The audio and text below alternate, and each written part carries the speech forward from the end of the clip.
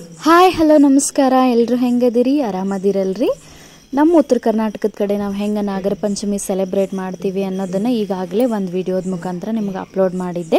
ಇಷ್ಟವಾದರೆ ಲೈಕ್ ಮಾಡಿ ವಿಡಿಯೋನ ಕೊನೆವರೆಗೂ ನೋಡ್ರಿ ಹಾಗಾದ್ರೆ ಯಾಕೆ ತಡ ಇನ್ನೊಂದು ವಿಡಿಯೋ ಅಂದ್ರೆ ನೆಕ್ಸ್ಟ್ ಡೇ ಹೊರಗಿನ ಹಾಲು ಇರ್ತೈತ್ರಿ ಆ ವಿಡಿಯೋನ ನೋಡೋಣ ಬರ್ರಿ ಅಂದ್ರೆ ಇವತ್ತೇನೇನು ಆಕೈತಿ ಅನ್ನೋದನ್ನು ಈ ವಿಡಿಯೋದ ಮುಖಾಂತರ ನೋಡೋಣ್ರಿ ಇವತ್ತಿನ ಬೆಳಗ್ಗೆ ನಾವು ಒಂದು ಸುಂದರವಾದ ರಂಗೋಲಿ ಜೊತೆಗೆ ನಮ್ಮ ದಿನಾನ ಶುರು ಮಾಡೋಣ್ರಿ ಇದು ಮಹಾಲಕ್ಷ್ಮಿ ಯಂತ್ರ ರಂಗೋಲಿ ಅಂತ ಹೇಳಿ ಇದನ್ನ ಮಂಗಳವಾರ ಮತ್ತು ಶುಕ್ರವಾರ ಹಾಕಿದ್ರೆ ಅದೃಷ್ಟ ಲಕ್ಷ್ಮಿ ಒಲಿತಾಳ ಅಂತ ಹೇಳಿ ನಂಬಿಕೆ ರೀ ಜಳಕಾತು ಎಲ್ಲ ಪೂಜೆ ಗೀಜೆ ಎಲ್ಲ ಆಯ್ತು ಆಮೇಲೆ ಬೇಳೆಗೆ ಹಾಕ್ಕೊಂಡು ಆಮೇಲೆ ನಾವಿನ್ನೇ ನಿನ್ನೆ ಒಳಗಿನ ಹಾಲಿಗೆ ನಾಗಪ್ಪನ ತಗೊಂಡು ಬಂದಿದ್ವಲ್ರಿ ಆ ನಾಗಪ್ಪನ ನಾವು ವಿಸರ್ಜನೆ ಮಾಡೋ ಟೈಮ್ ಅಂದ್ರೆ ಅದನ್ನು ಯಾರಿಗೂ ಕಾಣಲಿಲ್ದಂಗೆ ಇಡಬೇಕ್ರಿ ಮರದ ಹಿಂದ ಅಥವಾ ಎಲ್ಲಾದರೂ ಅಂದ್ರೆ ಬೇಡ್ಕೋಬೇಕ್ರಿ ಯಾರಿಗೂ ಕಾಣಬೇಡಪ್ಪ ಅಂಥೇಳಿ ಯಾರಿಗೂ ಹಾನಿ ಮಾಡಬೇಡ ಅಂಥೇಳಿ ಬೇಡ್ಕೋಬೇಕು ಹಾಗಾಗಿ ನಾವು ಉದ್ದಿನ ಕಡ್ಡಿ ಒಯ್ದು ತೆಂಗಿನಕಾಯಿ ಒಡೆದು ನೆಕ್ಸ್ಟ್ ಏನು ಮಾಡೋದ್ರಿ ಒಂದು ತೆಂಗಿನ ಮರದ ಕೆಳಗೆ ಅದನ್ನಿಟ್ಟು ಪೂಜೆ ಮಾಡಿ ಬರೋದ್ರಿ ಪೂಜೆ ಎಲ್ಲ ಮುಗಿದ ನಂತರ ಅಡ್ಗೆ ಮಾಡಬೇಕಲ್ರಿ ನಾಗಪ್ಪಗ ಎಡಿ ಹಿಡಿಬೇಕು ಹಾಗಾಗಿ ಕಡುಬು ಮುಳುಗಾಯಿ ಪಲ್ಯ ಸಾಂಬಾರು ಕೋಸಂಬರಿ ಆಮೇಲೆ ನಾವು ಈ ಸತಿ ಹೊರಗಿನ ಹಾಲಿಗೆ ಏನು ಮಾಡ್ತೀವಿ ಅಂದ್ರೆ ನಾಗಪ್ಪಗೆ ಎಡಿ ಅಂಥೇಳಿ ಕುಚ್ಚಿದ ಕಡುಬು ಅಂತ ಮಾಡ್ತೀವ್ರಿ ಏನಿಲ್ಲ ಕಡುಬನ್ನ ಏನು ಮಾಡೋದಂದ್ರೆ ಕುದಿತಿರೋ ನೀರೊಳಗೆ ಹಾಕಿ ಕುಚ್ಚಬೇಕ್ರಿ ಅದ ಕುಚ್ಚಿದ ಕಡುಬು